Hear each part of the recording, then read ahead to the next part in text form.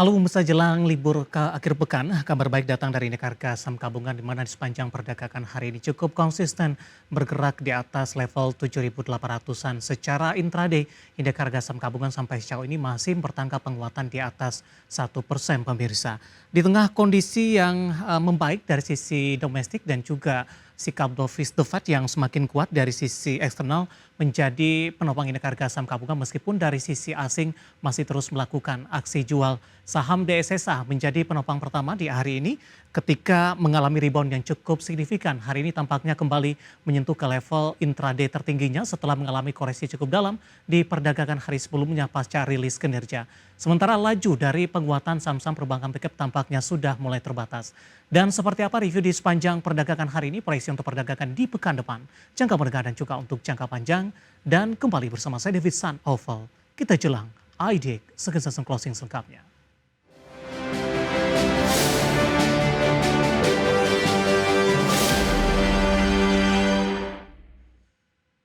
Dan seperti biasa pemirsa mengawali perjumpaan saya akan coba sampaikan update pergerakan indeks harga saham gabungan beberapa menit jelang penutupan perdagangan di sesi kedua hari ini. Lonjakan signifikan masih terus terjadi menguat di 1,18% dan bertahan di atas level 7.800-an, tepatnya di 7.839.071. Secara intraday di sepanjang perdagangan hari ini, indeks harga saham gabungan bergerak di zona hijau, dibuka di sesi pertama pada pagi tadi di 7.819.002 dan sempat menyentuh ke intraday tertinggi hari ini di 7.854.812. Sementara level terendah meskipun masih bertahan di zona hijau, indeks harga saham gabungan sempat menyentuh level 7.700-an, tepatnya di 7.790.794. Saham-saham yang hari ini menjadi penopang penguatan indeks harga saham gabungan pemirsa dari DSSA hari ini mengalami lonjakan yang cukup signifikan di 6,44%, intraday tertinggi hari ini di 102.575 dan tampaknya pengalaman penguatan signifikan di 102.450 saat ini sudah mulai terbatas karena secara intraday di 102.575, sementara intraday tertinggi masih bergerak di 110.850. Kemudian selain DSSA pemirsa, dari perbankan big cap laju penguatan sudah mulai terbatas. Ada BBRI menguat di 2,21% di 4.170, BMRI menguat di 0,89% di 4.520, sementara BBCA penguatannya juga tertahan setelah sempat tadi ke 7.975 pemirsa. Kemudian PBNI hari ini juga berbalik menguat usai tertekan ke 4.330, saat ini sudah di 4.510 rupiah per sahamnya. Saham-saham barang baku emiten emas hari ini juga masih melaju, ada berbalik menguat maksud kami, ada Antam menguat di 2,95% di 3.490, Aman juga menguat di 1,24% di 8.150. BRMS hari ini juga menguat di 4,51% dan sudah berada di atas level 500-an kembali pemirsa.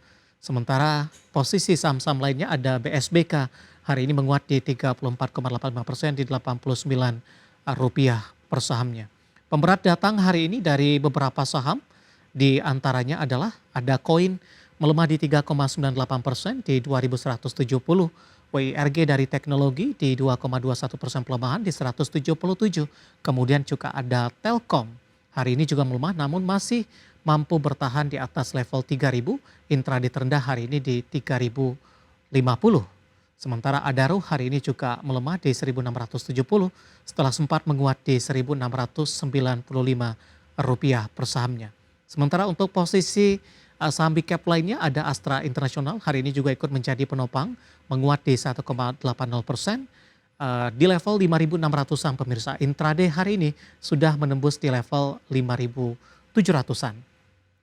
Updatean pergerakan indeks harga saham gabungan di beberapa menit jelang penutupan perdagangan sesi kedua hari ini dan semoga bisa menjadi salah satu referensi untuk Anda.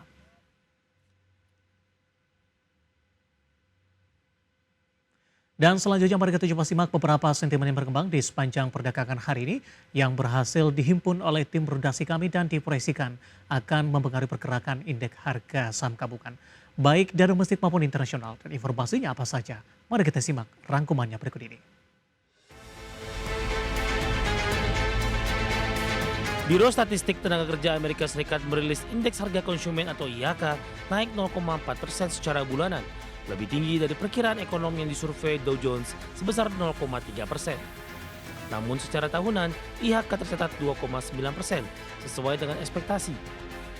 Sementara itu, Core CPI atau inflasi inti yang tidak memasukkan harga pangan dan energi yang bergejolak naik 0,3% secara bulanan di Agustus dan 3,1% year on year sesuai perkiraan Dow Jones.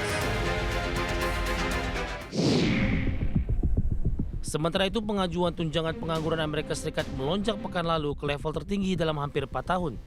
Data ini menandakan aktivitas pemutusan hubungan kerja meningkat di tengah penciptaan lapangan kerja yang melambat tajam. Dikutip dari Bloomberg, klaim awal naik 27.000 menjadi 263.000 di pekan yang berakhir 6 September, level tertinggi sejak Oktober 2021. Perkiraan median survei Bloomberg terhadap ekonom memperkirakan 235.000 pengajuan. Ketidakpastian seputar kebijakan ekonomi Presiden Donald Trump membuat perusahaan semakin enggan untuk merekrut karyawan di 2025.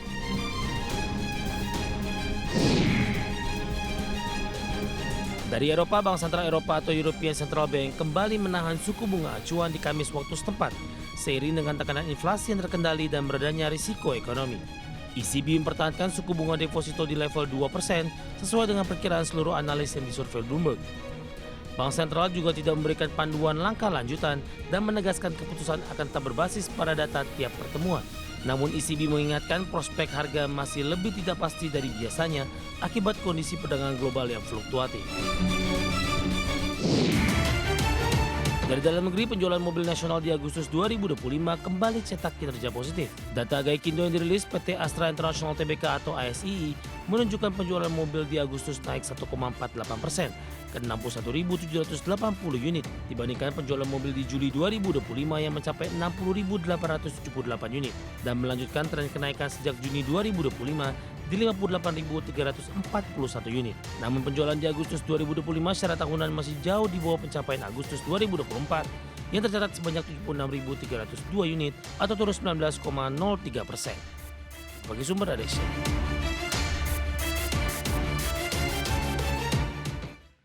Kita beralih ke informasi indikator perdagangan lainnya pemirsa, di mana jelang libur akhir pekan rupiah bergerak menguat signifikan ke level 16.300-an per dolar Amerika Serikat. Dikutip dari data hingga perdagangan Jumat siang tadi, rupiah menguat signifikan di 0,40% ke level 16.385 per dolar Amerika, di mana sebelumnya rupiah dibuka menguat di 0,33% di level 16.400 per dolar Amerika Serikat. Sementara indeks dolar Amerika menguat di 0,10% di level 97,64 di Jumat pagi setelah melemah di 0,25% di perdagangan Kamis. Meski berbalik menguat secara keseluruhan, indeks dolar Amerika masih tertekan, terbebani rilis data ekonomi Amerika yang memperlihatkan kombinasi inflasi yang meningkat dan pasar tenaga kerja yang makin rapuh. Investor menilai tekanan terhadap indeks dolar bisa membuka ruang bagi mata uang negara berkembang termasuk rupiah untuk bergerak lebih stabil dalam jangka pendek. Langsung saja kita akan coba update seperti apa pergerakan nilai tukar rupiah terhadap sejumlah mata uang utama berikut ini. Pergerakan nilai tukar rupiah terhadap dolar Amerika Serikat bergerak di level 16.395 rupiah. Kemudian terhadap euro di 19.255 rupiah. Pound sterling di level 22.210 rupiah. Kemudian terhadap yen Jepang di 111,19 rupiah. Beralih ke informasi komoditas, harga emas melemah setelah menciptakan rekor seiring rilis data inflasi Amerika. Harga batubara kembali melemah di tengah permintaan dari Tiongkok yang masih belum pulih. Sementara harga minyak melanjutkan pelemahan dibayangi kelebihan pasokan global dari OPEC+. Harga emas melemah setelah menciptakan rekor seiring data inflasi Amerika Serikat mengecewakan pelaku pasar. Namun data tenaga kerja Amerika yang lemah menutupi kekhawatiran dari data inflasi yang lebih kuat. Fakta ini membuat investor tetap bertaruh jika The Fed akan memangkas suku bunga minggu depan. Di Kamis, harga emas tutup di posisi 3.633,74 dolar Amerika per troy ounce, melemah tipis 0,18%. Harga emas masih melemah tipis 0,01% di Jumat pagi waktu Asia di level 3.633,22 dolar Amerika per troy ounce. Harga batu bara kembali melemah dan nyaris berada di bawah 100 dolar Amerika per ton di perdagangan Kamis waktu setempat. Harga batu bara di pasar ICE Newcastle untuk kontrak pengiriman Oktober ditutup di 100,9 dolar Amerika per ton, jatuh 1,51% dan menjadi yang terendah sejak 28 Mei. Sebulan terakhir harga batu bara koreksi hampir 10%. Harga batu bara turun di tengah melemahnya permintaan. Dikutip dari Bloomberg, otoritas kepabeanan China melaporkan impor batu bara di Januari hingga Juli jatuh 13% year on year. Harga minyak dunia di Jumat pagi waktu Asia melanjutkan tren pelemahan. Dikutip dari Grafinative, pukul 10:05 waktu Indonesia Barat, harga minyak Brent di level 65,84 dolar Amerika per barrel, turun dibandingkan posisi Kamis di 66,37 dolar Amerika per barrel. Minyak mentah WTI Amerika Serikat di level 61,82 dolar Amerika per barrel, tertekan dari penutupan hari sebelumnya di 62,37 dolar Amerika per barrel. Pelemahan harga minyak ini sejalan dengan meningkatnya kekhawatiran pasar terkait kelebihan pasokan global karena tambahan kuota produksi dari OPEC+. Dari berbagai sumber untuk KD Exchange.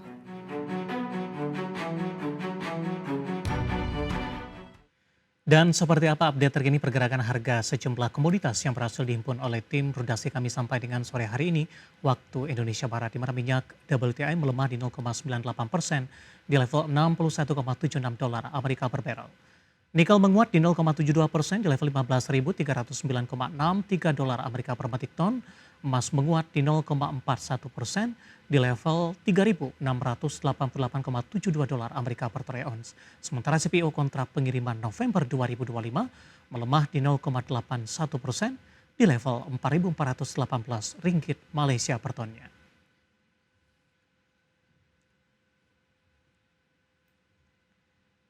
Dan pemirsa, topik pilihan dan juga informasi emiten pilihan akan kami hadirkan sesaat lagi. Kami akan segera kembali.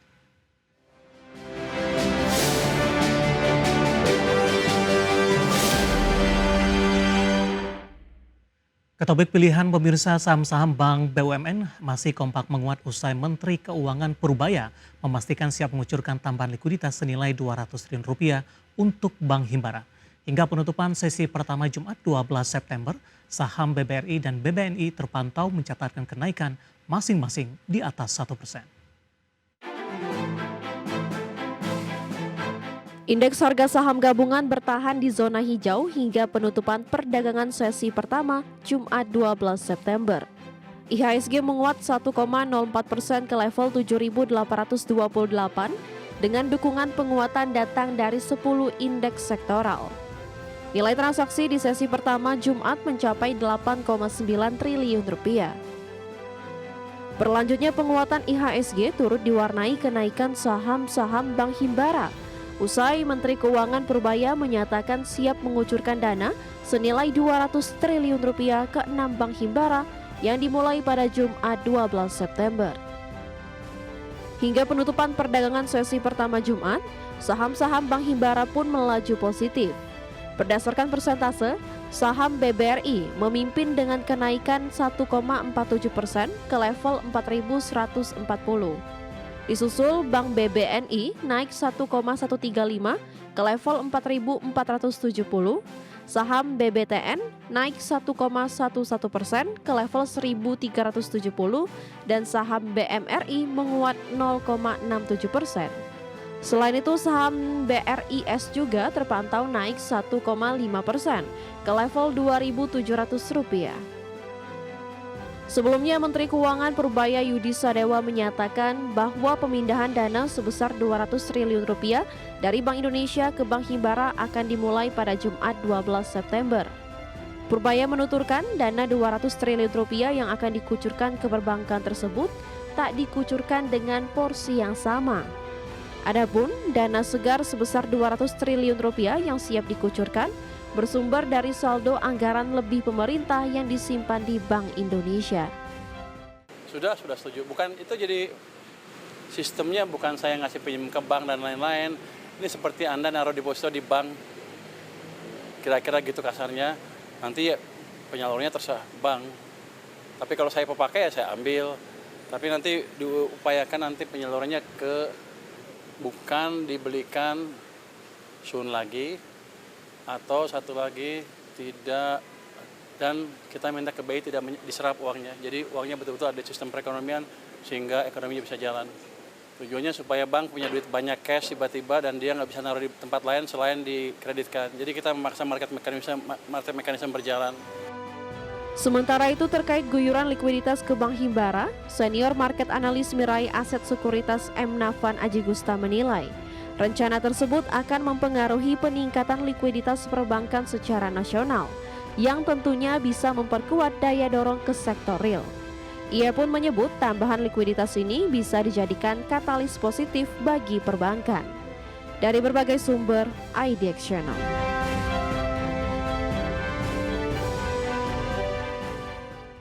Keinformasi emiten pemirsa PT Dian Swastatika Sentosa Tbk atau DSSA ini membukukan penurunan kerja di sepanjang semester pertama D1 di 2025, di mana laba bersih perseroan tercatat turun 48,88% secara tahunan, sementara pendapatan turun di 13,16% secara tahunan.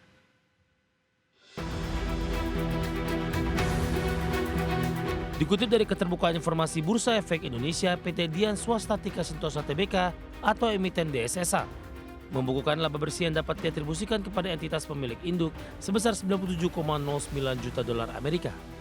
Angka ini turun 48,88% year on year dibandingkan laba bersih di semester 1 2024 di 189,92 juta dolar Amerika. Di tengah penurunan laba bersih, pendapatan perseroan tercatat di 1,32 miliar dolar Amerika, turun 13,16% dari capaian di semester 1 2024 yang mencapai 1,52 miliar dolar Amerika. Mayoritas pendapatan usaha berasal dari segmen pertambangan dan perdagangan batu bara 1,18 miliar dolar Amerika. Pendapatan usaha dari segmen penyediaan TV kabel, internet dan teknologi 96,26 juta dolar Amerika. Pendapatan dari perdagangan 45,74 juta dolar Amerika. Dari energi terbarukan di 75.611 dolar Amerika. Dari tahun sebelumnya nihil. Seiring dengan menurunnya kinerja top line, beban pokok pendapatan meningkat 1,63% year on year di 843,34 juta dolar Amerika. Dari semester 1 2024 di 829,81 juta dolar Amerika. Beban usaha naik 2,42% year on year sehingga laba usaha menyusut 50,78% year on year di 210,89 juta dolar Amerika di semester 1 2025. Jumlah liabilitas perseroan tercatat naik jadi 1,86 miliar dolar Amerika di semester 1 2025, naik 1,75 miliar dolar Amerika di akhir tahun lalu.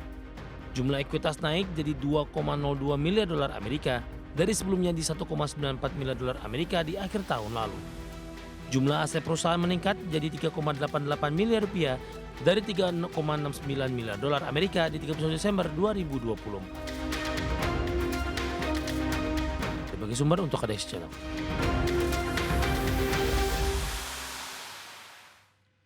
Di sepanjang perdagangan hari ini, pemirsa saham DSSA rebound cukup signifikan di 6,34%, di mana secara teknikal di perdagangan hari sebelumnya ketika rilis kinerja diumumkan, saham DSSA sudah mengalami koreksi yang cukup dalam di atas 7%.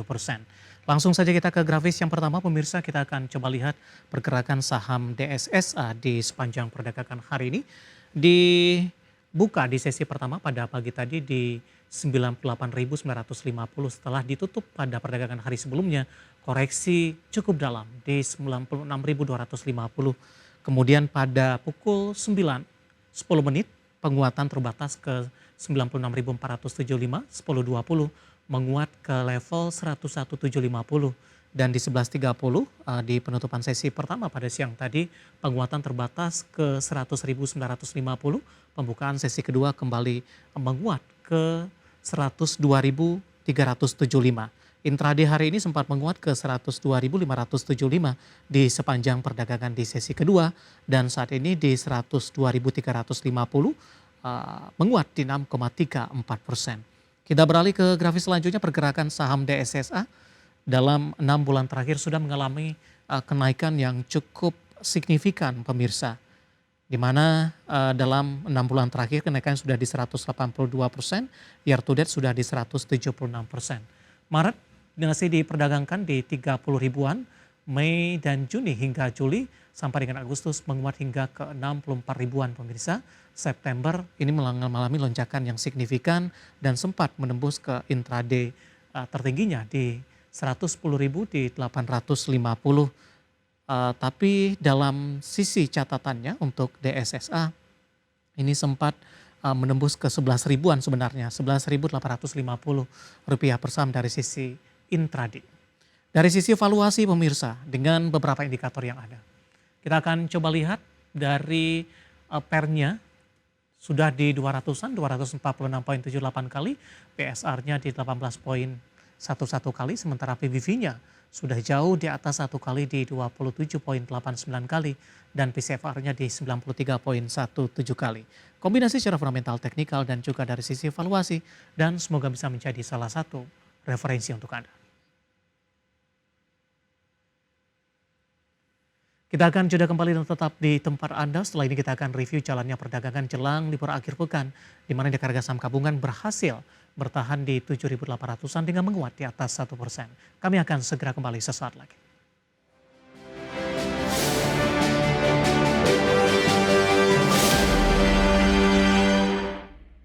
Terima kasih untuk Anda yang masih bergabung bersama dengan kami dan di segmen ini kita akan review jalannya perdagangan jelang libur akhir pekan. Dan kami ingatkan kembali untuk Anda bisa bergabung di WhatsApp interaktif kami seperti yang tertera di layar televisi Anda nantinya. Dan saat ini kami sudah terhubung melalui Zoom bersama dengan Bapak T. Herditya Wicaksana selaku Head of Retail Reserve MNC Sekuritas. Kita akan langsung sapa saja Pak Didit, selamat sore Pak. Halo, selamat sore Mas Devi. Terima kasih Pak Didit sudah meluangkan waktu di IDX Channel. Jelang libur akhir pekan Pak, tampaknya happy weekend kali ini. Indeks harga saham gabungan ditutup menguat di atas 1% dan mampu bertahan di atas level 7.800-an. Tapi sebelum kita ulas dari sisi intraday Pak, di sepanjang pekan indeks harga saham gabungan reviewnya seperti apa? Tampaknya penutupan hari ini belum mampu menutupi level tertinggi yang terjadi di 8 September beberapa hari lalu.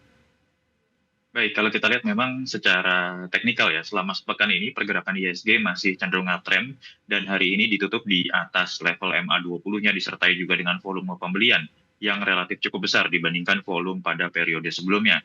Kita melihat selama sepekan ini beberapa sentimen ini juga turut mempengaruhi dari pergerakan IHSG, di mana memang kemarin terjadi adanya reshuffle kabinet dan sudah terpilih dari beberapa menteri baru, terutama dari Menteri Keuangan ya, menggantikan Ibu Sri Mulyani, yakni Pak Purbaya sendiri.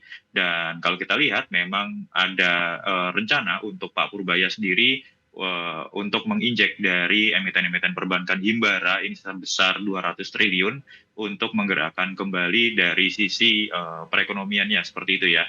Dan kalau kita lihat memang dari sisi globalnya juga kita melihat memang ada rencana untuk The Fed pada tanggal 17 September ini akan adanya pemangkasan suku bunga. Dan secara konsensus kami juga melihat ini pemangkasan suku bunganya probabilitasnya cukup besar, yakni sebesar 92% tadi terakhir saya lihat, di mana nampaknya memang akan cenderung turun ya dari 4,5% menjadi 4,25%. Begitu Mas David. Baik, secara teknikal bagaimana Anda melihat pergerakan indeks harga saham gabungan sampai dengan perdagangan hari ini Pak? Kalau kita bandingkan dengan level intraday tertinggi yang pernah dicapai sebelumnya, apakah koreksi yang terjadi untuk indeks harga saham gabungan masih wajar?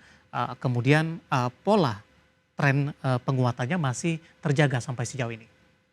Kalau kita lihat dalam jangka menengahnya ya, memang pergerakannya saat ini baru saja menembus dari MA20, namun demikian kalau kita lihat dari jangka menengah, secara time frame mingguannya ini masih cenderung uptrend juga ya untuk pergerakan IHSG. Dan memang pada awal bulan September kemarin ini terjadi koreksi yang cukup dalam selama 2-3 hari berturut-turut yang kami perkirakan ini agak cukup wajar karena kami melihat memang adanya kondisi dari sisi domestik sendiri dari Indonesia. Kemarin terjadi adanya aksi unjuk rasa dan kemudian dari sisi reshuffle kabinet sendiri. Kami melihat ke depannya apabila nanti IHSG mampu break dari area 7.934, maka terdapat kemungkinan atau peluang bahwa IHSG akan melanjutkan penguatannya kembali, di mana kami perkirakan area 8.008 sampai 8.100 menjadi area penguatan dari pergerakan IHSG seperti itu. Baik, ada catatan tertentu tidak Pak, The Fed akan memangkas suku bunga acuan?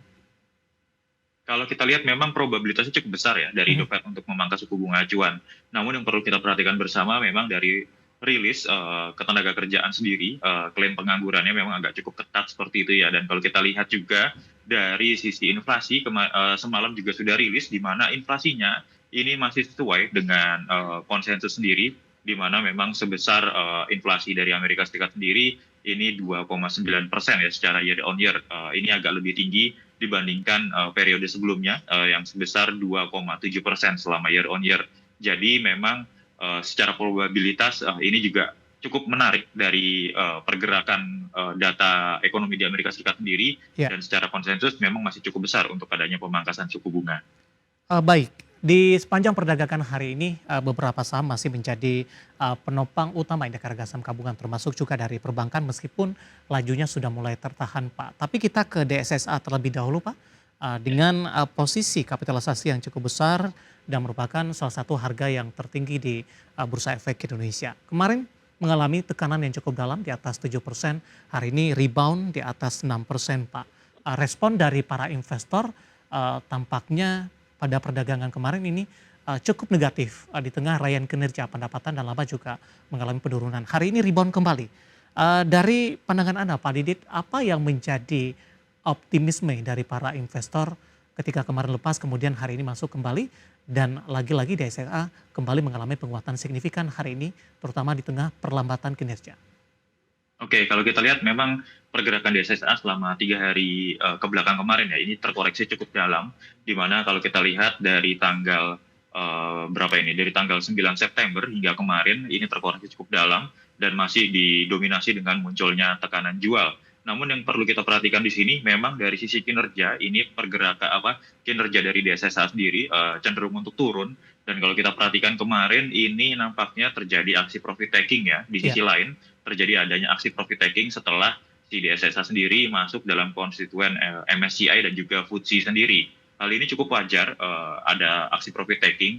Namun demikian yang perlu kita perhatikan secara teknikal dari sisi pergerakannya, fasenya masih fase uptrend dalam jangka menengah, karena kalau kita lihat kemarin pun ditutupnya masih di atas MA20, jadi cukup wajar akan terjadi adanya rebound karena harganya juga masih tertahan di atas MA20. Jadi pergerakan hari ini nampaknya terjadi technical rebound dari pergerakan DSSA, dan volumenya pun juga menarik, ini sudah mulai muncul adanya volume pembelian dari pergerakan DSSA, seperti itu. Baik, udah nutup gap Pak dari koreksi dalam di hari kemarin?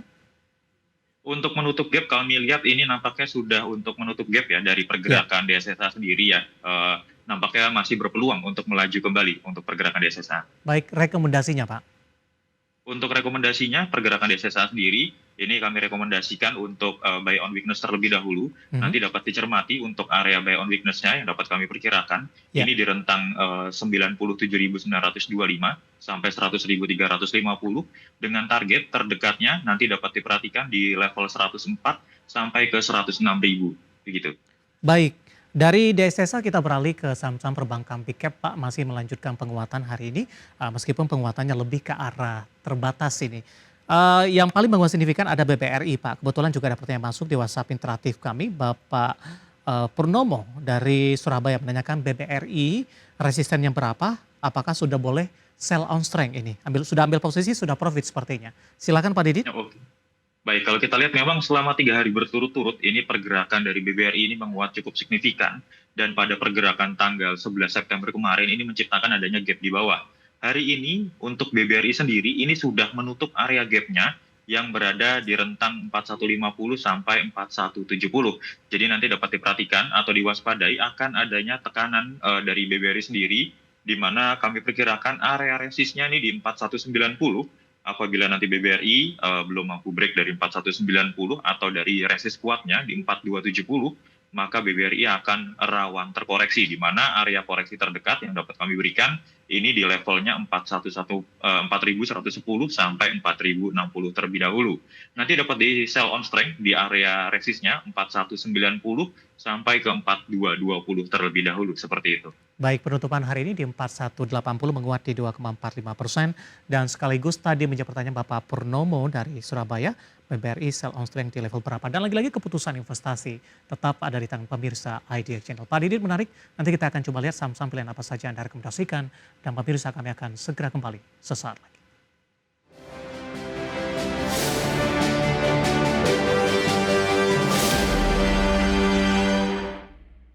Ya, pemirsa masih di IDX Second Session Closing dan kami juga masih menggunakan nanti WhatsApp interaktif kami seperti yang tertera di layar televisi Anda nantinya. Dan sebelum kita lanjutkan perbincangan, kita akan coba lihat 4 saham pilihan yang direkomendasikan dan mungkin saja bisa menjadi referensi. Namun lagi-lagi keputusan investasi tetap ada di tangan pemirsa IDX Channel. Didominasi oleh sektor teknologi sepertinya ada WiFi, direkomendasikan trading buy 2530, resisten di 2650. WIRG juga trading buy di 167, resisten hingga ke 184 trading buy. Dan samping ketiga ada MLPL, juga direkomendasikan buy IFBRIC di 133 dan resisten hingga ke 146. Kemudian ada DOOH buy IFBRIC di supportnya di 154, resistennya di 166. Ya, WiFi, WIRG, MLPL, kemudian juga ada DOOH. Pak Didit, kita lanjutkan kembali Pak, 2 saham teknologi masuk ke dalam saham pilihan Anda. Tadi MLPL yang direkomendasikan bukan dari MLPT. Nah, terkait dengan teknologi Pak, hari ini secara sektoral, teknologi di sesi pertama tadi memimpin dari sisi penguatan sektor. Apakah ini juga ada kaitannya dengan dovish to Fed, Bank Indonesia juga sudah memangkas suku bunga 2 kali, atau ini hanya sekedar rotasi sektor saja? Ya, kalau kami perkirakan memang dengan adanya rencana pemangkasan suku bunga dari The Fed sendiri dan juga kalau kita lihat suku bunga Bank Indonesia atau BI rate sendiri ini sudah cenderung dipangkas gitu ya untuk kemarin, ini menjadi salah satu katalis positif dari pergerakan emiten-emiten teknologi ya, kalau kita lihat dari sisi sektornya. Namun demikian secara teknikal ini kalau kita lihat selama 4 atau 5 hari ke belakang kemarin ini memang pergerakannya cenderung terkoreksi. Dan kalau kita lihat secara teknikal nampaknya ini pergerakan beberapa hari ini akan cenderung menjadi pergerakan technical rebound. Di mana secara sektoral kami melihat untuk pergerakan dari sektor tekno sendiri nampaknya akan menguji di level MA20-nya yakni di area 10.216. Jadi harap diwaspadai juga karena masih ada support yang perlu kita perhatikan di area 9.737 untuk sektor teknologi sendiri begitu. Baik, WiFi trading buy Pak, sudah cukup jauh meninggalkan level 3 ribuan? Oke, kalau kita lihat untuk pergerakan WiFi sendiri sebenarnya masih cenderung konsolidasi dalam jangka pendeknya. Namun menariknya bahwa pergerakan hari ini muncul adanya volume pembelian. Apabila nanti WiFi masih mampu berada di atas area supportnya yakni di levelnya 2.530 dan break dari 2.650, maka dapat kami perkirakan nampaknya WiFi masih berpeluang menguat. Paling tidak nanti dalam jangka pendeknya untuk pergerakan WiFi sendiri akan menguji di area 2770 sampai ke area 2860 sekaligus menutup area gap yang berada di atas seperti itu. Baik, trading buy di level berapa Pak dengan posisi 2.600 penutupan hari ini? Oke, untuk level trading buy-nya nanti dapat dicermati di level area 2540 sampai ke level area penutupan hari ini juga tidak masalah di 2.600, nanti tinggal perhatikan dari sisi resistennya saja, seperti itu.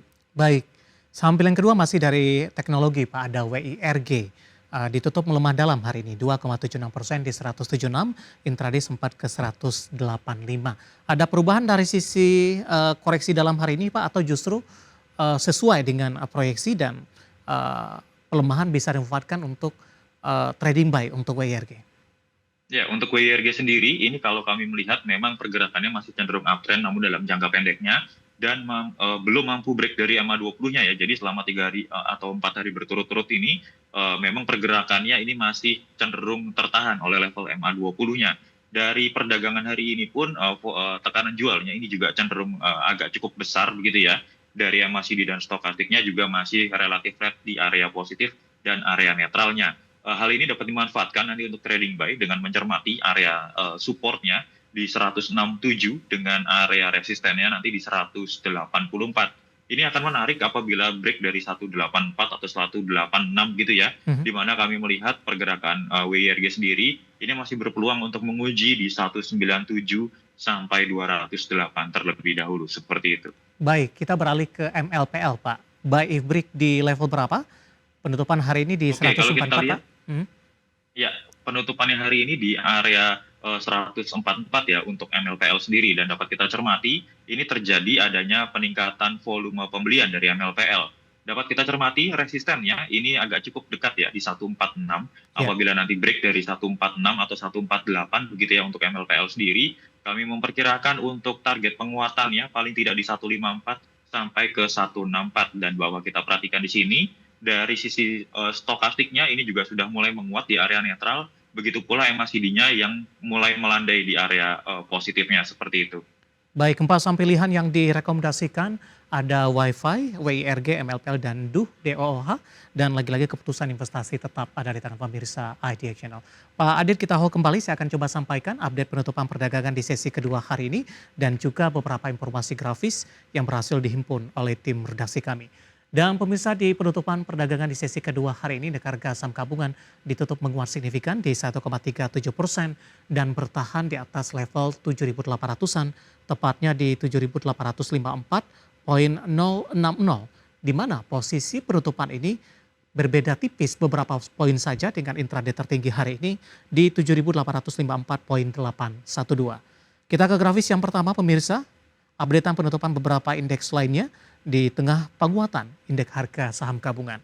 MNC 36 ditutup menguat di 1,25%, Jakarta Islamic Index menguat di 1,26%, LQ45 juga menguat di 1,25%, LQ45 sudah kembali di atas level 800-an pemirsa. Rotasi pergerakan sektoral, grafis selanjutnya barang baku memimpin penguatan di 2,54%, teknologi juga menguat di 1,61%, energi menguat di 1,57%, dan keuangan juga menguat di 1,26%. Top gainers didominasi oleh saham-saham perbankan dan juga saham-saham barang baku. BBRI ditutup menguat di 4.180, BBNI di zona hijau 4.520, Antam di 3.490, dan Aman hari ini juga muat di 8.175. Saham-saham yang masih bergerak di zona merah, top loser, SMIL melemah ke 6.630 maksud kami, koin tertekan ke 2.170, WIRG melemah ke 175, dan KRIA melemah di 244. Updatean penutupan sesi kedua dan semoga bisa menjadi referensi untuk Anda terutama dalam menghadapi perdagangan di minggu depan.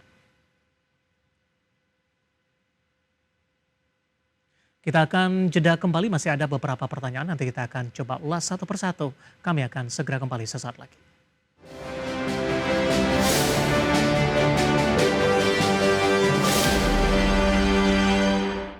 Sudah sampai di segmen terakhir dan terima kasih untuk Anda yang masih bergabung bersama dengan kami. Pak Didit, kita lanjutkan kembali. Kita akan coba jawab pertanyaan selanjutnya. Bapak Jason Yohan dari Jakarta menanyakan perbankan digital ini Pak. BBYB sudah punya di harga average di 350, hari ini 348, lossnya masih tipis. Masih di hold, resisten selanjutnya di berapa untuk BBYB? Oke, untuk BBYB sendiri resistennya masih cukup dekat ya, di area 360 kalau dapat kita perhatikan di sini. Nanti apabila break dari 360, maka dapat kami perkirakan, ini memang targetnya agak cukup dekat karena kami masih memperkirakan penguatannya masih cenderung pendek terlebih dahulu ya, di mana area penguatannya nanti berada di area 368 gitu ya, 368 sampai ke rentang area 380 terlebih dahulu. Namun demikian ini cukup menarik, sudah berada di atas MA20, maka kita jadikan area 340 sebagai area supportnya terlebih dahulu untuk BBYB. Baik, 350 masih bisa di hold ya Pak?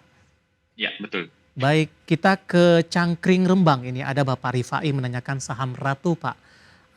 Nyangkut di 5950 untuk menuju ke 6.000. Penutupan hari ini di 5.600. Nah, kita akan coba ulas dulu Pak dengan posisi nyangkut di 590, hari ini di 5.600. Potensi balik dulu nih ke 59 sebelum balik ke 6.000. Oke, untuk potensinya, untuk dari sisi teknikalnya ya, ini pergerakan Ratu sendiri ini memang masih cenderung downtrend meskipun hari ini ditutup menguat 0,9% ya. Kami melihat dari sisi indikator lainnya di mana MACD dan stokastiknya memang belum cukup untuk mendukung untuk adanya penguatan lanjutan dari Ratu, maka dengan demikian nanti dapat diperhatikan area resist terdekatnya di 5825. Kalau nanti mampu break dari 5825 dengan adanya volume pembelian yang sedikit untuk menguat begitu ya, maka nanti dapat diperhatikan area target penguatan terdekatnya terlebih dahulu nanti di 5850 sampai ke 6000 terlebih dahulu, itu untuk area penguatan terdekatnya. Support dapat kami berikan nanti support terdekatnya di level 5.500 seperti itu. Baik, beralih ke pertanyaan selanjutnya Pak untuk MBMA penutupan hari ini melesat di 8% ini Pak, di 462. Kebetulan ada dua orang penanya, Bapak Lutfi dari Demak, resisten selanjutnya untuk MBMA, kemudian tidak menyebutkan nama dan lokasi, sudah ambil posisi di 442, sudah profit. Apakah penguatan signifikan hari ini menandakan uptrend resisten selanjutnya? Nah, ini yang perlu diperhatikan dari pergerakan MBMA sendiri, meskipun hari ini menguat cukup signifikan ya, 8,9%, namun penutupannya persis ini di area gap-nya yang berada di area 450 sampai 462, dan persis ini berada di MA 60-nya. Apabila nanti mampu untuk bergerak lebih jauh lagi di atas di atas area 462 atau di atas 464 sebagai area resisten terdekatnya, maka dapat kami perkirakan pergerakan MBMA nampaknya akan menguji di area 480 sampai ke area 496 terlebih dahulu. Tetap cermati area support untuk si MBMA sendiri di 440, karena break dari 440 akan menguji 422 sampai 430. Ya, kita ke Tangerang Selatan Pak, ada Bapak Andrew menanyakan saham-saham perbankan big cap nyangkut di level atas ini Pak. Kita ke BBNI terlebih dahulu Pak. Hari ini rebound signifikan, 4520 sempat tertekan ke 4330. BBNI punya harga di 4760 Pak. Analisisnya masih bisa di hold tidak untuk BBNI atau ada rekomendasi averaging down di tengah penurunan yang terjadi? Oke, kalau untuk BBNI sendiri hari ini menguat 2,26% ya. Namun kalau kita lihat meskipun masih didominasi oleh volume pembelian, volumenya ini agak cenderung turun. Nanti dapat diperhatikan sebenarnya MACD-nya ini sinyal sudah mulai menyempit dan berpeluang untuk terjadinya golden cross. Stokastiknya juga masih berpeluang untuk menguat. Dapat dicermati area resistnya di 4540. Kalau nanti mampu break dari 4540, maka dapat kami perkirakan target penguatan terdekat berikutnya berada di 4620 sampai ke 4700. Area supportnya nanti di 4440. Waspadai break dari area tersebut. Untuk BBNI sendiri akan menguji di 4350, 4370. Jadi kalau nanti mau untuk averaging down, nanti dapat dicermati supportnya terlebih dahulu, seperti itu. Baik, BMRI Pak nyangkut juga tinggi di 5.300. Oke, BMRI saat ini juga menguat ya, saham-saham perbankan himbara akibat adanya purbaya efek tadi. Kalau kita lihat memang volumenya juga agak cenderung turun dan belum mampu break dari area resistnya di level 4.560. Nanti apabila mampu break dari 4.560, maka dapat kami perkirakan target untuk penguatan BMRI berikutnya berada di 4.670 sampai untuk menguji di area 4.750 untuk BMRI, seperti itu. Tapi untuk kedua saham ini Pak, prospek sampai akhir tahun seperti apa? Oke, kalau kita lihat dari prospek sampai akhir tahun, kita lihat di monthly-nya ya, di mana kalau kami melihat untuk pergerakan monthly-nya dari saham-saham perbankan, ini sebenarnya masih cenderung downtrend. Terlebih kalau kita lihat di bulan Maret sampai saat ini terjadi adanya memang cenderung double bottom, yang ada kemungkinan peluangnya ini ada pergerakan menguat terlebih dahulu atau rebound terlebih dahulu. Nanti dapat diperhatikan untuk BMRI paling tidak 4980 apabila nanti berhasil menguat cukup jauh. Dan untuk BBNI sendiri, ini di area bulanannya sendiri yang dapat kita perhatikan, ini pergerakannya juga masih cenderung untuk berada di bawah MA20-nya. Jadi nanti dapat diperhatikan MA20-nya itu di 4760. Kalau break dari 4760, maka target berikutnya berada di area 5.000-an, seperti itu. Baik, tidak menyebutkan nama dan lokasi, menanyakan saham BTPS Pak. Apakah bisa masuk di level penutupan hari ini tidak? Oke, untuk BTPS sendiri yang dapat kita cermati pergerakan dari BTPN Syariah ya, hari ini terkoreksi cukup dalam ya, 1,6% sendiri dan sudah break dari support terdekatnya di area 1.520. Nanti dapat diperhatikan untuk area masuknya sendiri, cermati nanti di area 1485, 1460 untuk area masuk dari si BTPS sendiri. Nanti apabila masih mampu bertahan di atas area supportnya, yakni di atas area 1430, maka masih terdapat kemungkinan BTPS kembali menguat ke area 1520 sampai ke 1550 untuk terdekatnya, seperti itu. Baik, penutupan hari ini masih di 1.500, melonjak tadi ke 1.565, melemah di 1,64%. Tidak menyebutkan nama dan lokasi, dan lagi-lagi keputusan investasi tetap ada di tangan pemirsa IDX Channel. Sebenarnya masih ada beberapa pertanyaan lain, dan silakan bergabung bersama dengan kami di waktu dan di program Sama di Perdagangan di minggu depan. Pak Didi, terima kasih juga sudah berpartisipasi. Sehat selalu, selamat berakhir pekan Pak. Selamat berakhir pekan Mas Devi, terima kasih. Baik, Bapak Didit Teh Herditya Wijaksana, Head of Retail Research MNC Sekuritas. Dan pemirsa jangan lupa saksikan program Prime Marka Hale yang akan tayang pada pukul 20 waktu Indonesia Barat. Karena urusan masa depan harus terdepan, aku investor saham. Saya Davidson Oval pamit undur diri. Sampai berjumpa kembali.